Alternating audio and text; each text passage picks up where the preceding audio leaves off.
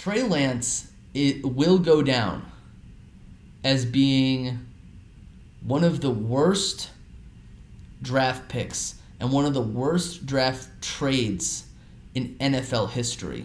When he was drafted by the 49ers and he went to North Dakota State University, it was after that COVID year where a lot of players only played 6 games and played against their own conference, might have played easy schedules, and they came out and people were like, yeah, they're going to be great, like Zach Wilson. They were like, oh, Zach Wilson's going to be great, and Trey Lance is going to be great. And Trey Lance was drafted, and I really didn't understand why he was drafted so high because he hadn't really played that much in college. I think he only played for like 1 year, and he had gotten injured or something like that, kind of like Carson Wentz did when he was coming out of college for the same college, North Dakota State. I didn't really care that it was an FCS school because I've seen FCS quarterbacks drafted high and they still played okay. Like, I think Joe Flacco was an FCS guy. I think Steve McNair was an FCS guy. So it was just one of those things that I didn't really pay any mind to because it didn't really matter to me at the time. But I knew that Jimmy Garoppolo, I used to live in the Bay Area. Jimmy Garoppolo was a pretty popular quarterback and helped lead the 49ers to the Super Bowl. And we're basically kind of like the Eagles, right? They were a quarter, we were a half from winning the Super Bowl, up by 10 points, and both teams just blew it to the same team, the same quarterback, Patrick Mahomes. And I remember how much Jimmy Garoppolo kind of meant to that team, meant to that organization. There hadn't been a single quarterback who had won as much, as high of a percentage as Jimmy Garoppolo since Jeff Garcia, maybe Steve Young. Otherwise, they had Alex Smith, who was like a 1.5 year success, and then Colin Kaepernick, who was like a 2.5 year success. But Jimmy Garoppolo, he had done a lot of good things with that team. I'm not going to say that he was like the greatest quarterback ever because he wasn't, but sometimes you have a guy who wins a lot and doesn't put up big numbers. The 49ers are a quarterback-friendly team in the sense of they run a lot of plays that are used to fake you out behind the line of scrimmage. They do a lot by not really doing very much. They get a lot of yards per carry and yards per catch, and they're a running football team, and they play good defense. So they are a successful team in that sense. I thought, you draft Trey Lance. He's a raw kid. You play Jimmy Garoppolo throughout 2021. Maybe the 49ers are good. Maybe the 49ers are bad. The 49ers were actually like pretty average during the season. It wasn't until the playoffs that they went to the NFC Championship game and lost to the Rams 13-10 in a tough game. And NFC West teams play really tough. But I remember at the end of the 2021 season, I was like, you got to get rid of Jimmy Garoppolo. Any means necessary. He cannot be on your football team. And the reason why is because you're just stunting this kid. You're just stunting Trey Lance, right? Because he's no longer a rookie anymore. My personal philosophy is this. Quarterbacks drafted in the high first round, they should be playing in their first season. And if not, after the first season, they should be the starter. Once you get to like later round, first round, second round picks, you should plan on them being your starting quarterback for the future. And if they're not, it's a failure. Third round picks and back, you might find a starter there like Dak Prescott. But if not, they're just going to be a backup quarterback. And that's fine. But they kept Jimmy Garoppolo on the team. And they were like, okay, Trey Lance, you're going to be the starter. We're giving you the keys. We're giving you the starting quarterback keys. But they were keeping Jimmy Garoppolo on the team. Now, meanwhile, they went ahead and they drafted Brock Purdy, who was pretty good. no pun intended, in the 7th round. He was the final pick in the draft. He was deemed the worst draft pick in the draft in 2022. So Trey Lance plays his first game against... Well, first he plays during the preseason, and he plays okay. Then he plays week 1 against Chicago. They lose. It was a sloppy game. He played badly. Second game of the season, they play against Seattle. I know he had a touchdown drive, and then he's out for the season. Jimmy Garoppolo comes back in, and I think the 49ers go like... I don't know. I think they go like 7-3 with Garoppolo, and then Garoppolo gets injured.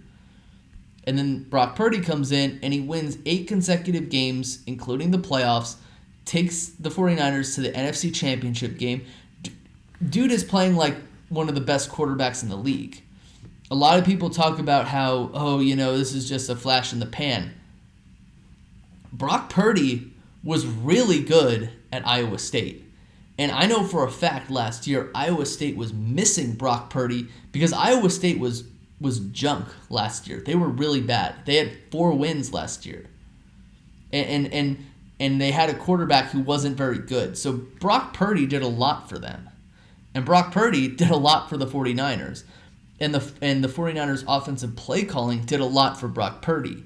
And now Brock Purdy is the starting quarterback of the 49ers. And Trey Lance isn't. So the 49ers botched the whole thing. They did. They botched everything from start to bottom. They decided we would rather win instead of starting our guy who we might lose with. That might cost us our jobs. So we're going to kind of not let him play as much because we want a guy who we know can do well. And then once they put him in too late, it was already too late because he had gotten injured, unfortunately. So they have to get rid of him by any means necessary. Well, the team that took him was the Dallas Cowboys.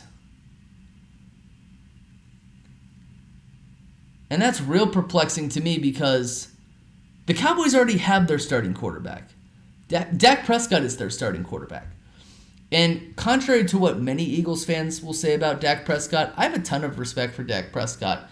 In fact, Dak Prescott is a guy who I would say and I said this when Carson Wentz was really bad. I said I would rather have one-legged Dak Prescott as my quarterback than have Carson Wentz at any point in time in 2020. Dak Prescott, for all of his shortcomings, I think that if they didn't have Dak Prescott, they would have a hard time trying to replace him and his talent. Because the grass isn't always greener on the other side. That guy clearly has something. Did he have a down year last year? Yes. But I think that if they didn't have him and they drafted some rookie not named Caleb Williams, then they wouldn't be successful. They wouldn't be successful. And they did have success last year despite losing in the playoffs to said 49ers team. Well, the Dallas Cowboys traded for Trey Lance, and I'm perplexed by this move. You might be like, well, you're not a Dallas Cowboys fan, so your insight on this is absolute bupkis. Well, I was going to talk about Trey Lance anyway, so you're just going to have to cool it. Sit down, eat some popcorn. If I was a Cowboys fan and this had happened to my team, or if I'm an Eagles fan right now, if Howie Roseman did this and made this move, I'd be talking about it negatively on social media for as long as I could. When the Eagles drafted Jalen Hurts, I hated the move. And I didn't hate the move because I thought that Jalen Hurts was bad. I hated the move because drafting a backup quarterback with the second-round pick is just sloppy GM work.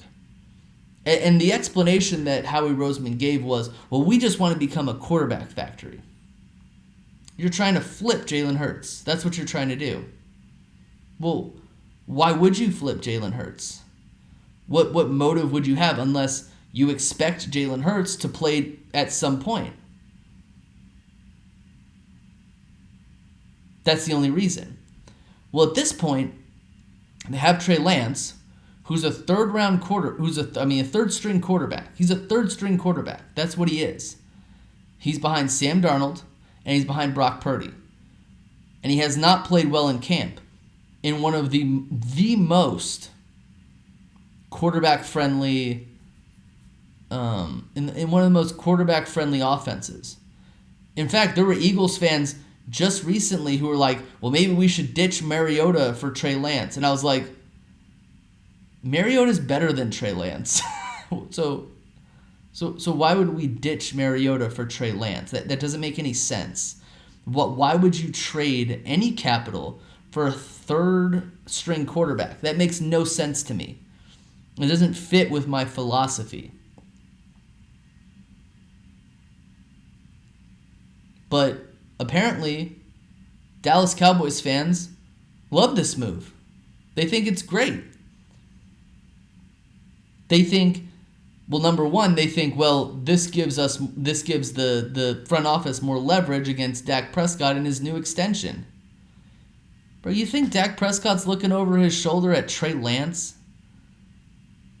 Bro, Dak Prescott has more ability and more talent in his pinky finger than Trey Lance has shown in his whole body of work in the NFL. So you really think that this is something that's worrying Dak Prescott? No. Why are you even trading for a third string quarterback when you have Cooper Rush? And Cooper Rush can win you games. If so facto, he's the quarterback if Dak goes down.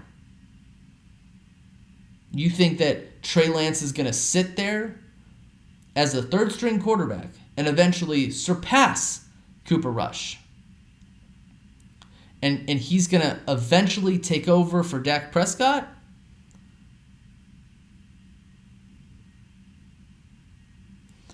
Let me put it like this. If at any point this and I'm not banking my whole football opinion on this, right? If Trey Lance has to play at any point this season, I don't think the Dallas Cowboys are going to be very good. I think you should be dreading that. I think you should absolutely be dreading Trey Lance playing at any point this season.